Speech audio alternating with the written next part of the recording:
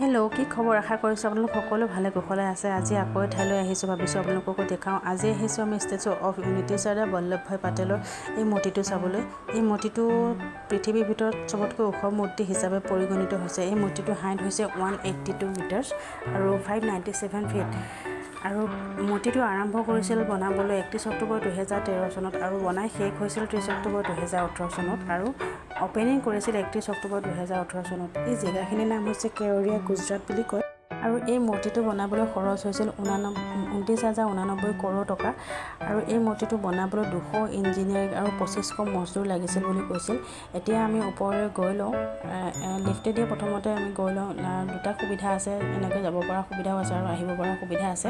আমি প্ৰথমতে ভৰিখনলৈ গৈ লওঁ, কাৰণ ভৰিখনৰ কাৰণে আমি এক্সট্ৰা টিকেট কাটি থৈছোঁ আৰু পেটৰ কাৰণে এক্সট্ৰা টিকেট কাটিব লাগে। চবৰে এক্সট্ৰা টিকেট কাটিব লাগে।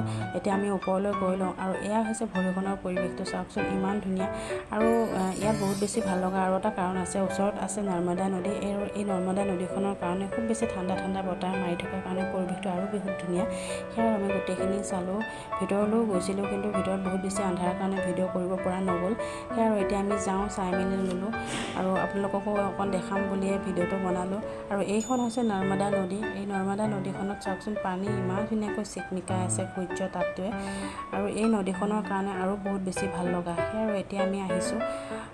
যদি মোৰ ভিডিঅ'টো ভাল লাগিল, লাইক, শ্বেয়াৰ আৰু ছাবস্ক্ৰাইব কৰি দিব, যাতে মই নতুন নতুন ভিডিঅ'বিলাক বনাবলৈ আৰু বহুত বেছি সাহসী হওঁ।